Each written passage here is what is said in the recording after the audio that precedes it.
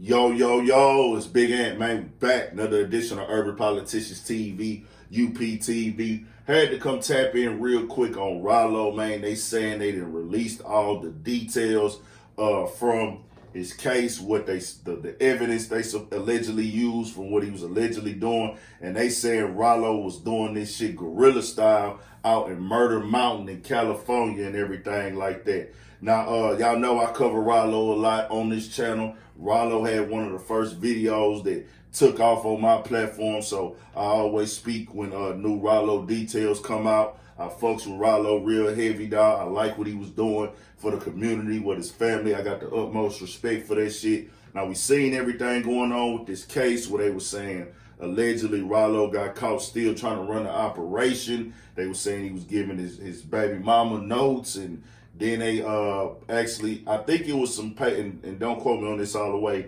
they were saying, I did a video on it where a report was he was offered 5 years on a plea deal and he turned that down. Now it got to the point where Ralo has been in there 3 years and some change at this point. So another probably 6-7 months, he touching already pretty much 4 years. So he should probably be getting ready to come home if they offer him 5 on the plea deal. I don't know exactly what's going on with that. They then also put out some reports about a month or two ago where they were saying that Ralo was going to plead guilty possibly, and this is still alleged because these are reports coming and these reports do be fucked up sometimes, that he was going to plead guilty allegedly and also still try to go and be able to get everything forgiven because of Biden is going to be passing some new like marijuana laws and everything like that. So those could kind of play in his favor. If he go on and plead guilty, he can walk away from this shit. The feds, we know how they move. They always got somebody doing some telling. You know what I'm saying? If you go through and look at the history, sometimes niggas don't tell. There was allegedly somebody telling the Ralo situation, but now they didn't put out the actual motherfucking evidence. So I'm going to read these things for y'all, and y'all can actually pause it and read it if y'all want to, or just listen to me read it. But the documents is coming from Vlad, somebody that worked with Vlad, one of Vlad homies. He be doing write-ups and everything like that. He wrote this up. I'm gonna give y'all his name at the end of the video.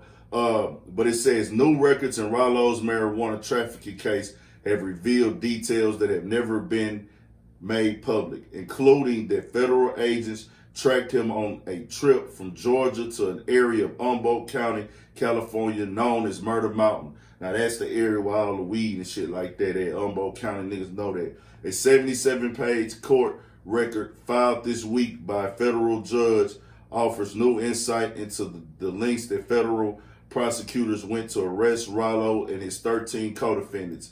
The court records detail 2 searches of Ralo's private jet by federal agents 5 months apart, in which nearly 1,000 pounds of marijuana were seized. Agents monitor Ralo's Instagram postings, tracked his location using the GPS signal of his phone, and conducted in-person surveillance of him during an April 2018 tour that included stops in California, according to the records. The records also detail how Ralo made references to losing $1 million after more than 500 pounds of pot were seized from his private jet in December of 2017. In April of 2018, agents were reportedly watching when Ralo's jet landed in Sacramento, and when he and several members of his entourage rented vehicles and made the 5-hour drive to Humboldt County, where they visit a remote section of an unincorporated area known by the nickname Murder Mountain. It is an area known for 2 things: large-scale legal and illegal pot farms and mysterious killings dating back to the 1980s, including a string of serial murders by 2 men and the disappearances of marijuana growers and trimmers presumed to have been killed and buried in the woods. Agents were not visually surveilling Davis at this point, but were tracking him through the location monitoring of his cell phone, for which they had a search warrant. U.S. Magistrate Judge Alan Baverman wrote in the document, cell phone coverage around Murder Mountain was described by ATF agent James Nash as sporadic. Nonetheless, the agents had a good idea of the good area where Davis was located. After trailing the group's return trip to Sacramento, agents allegedly watched them load 17 packages onto the plane. After searching the plane, authorities determined the packages contained 440 pounds of marijuana, and Ralo was discovered to be hiding in the cargo hold, according to Baverman. Based on all of this, Baverman concluded that Ralo was operating a substantial marijuana business that shipped weed between North Carolina and Georgia using charter planes that landed at relatively small airports before sunrise, and whose passengers took the very unusual step of unloading cargo themselves rather than seeking help from airport crews. Ralo has recently indicated his willingness to plead guilty to at least one charge according to court documents, though details of a plea deal have not yet been made public. He has spent the last 2 years in jail, during which time he came close to gaining freedom last year. A federal magistrate approved Ralo's release, but a higher court judge overruled the decision when prosecutors appealed.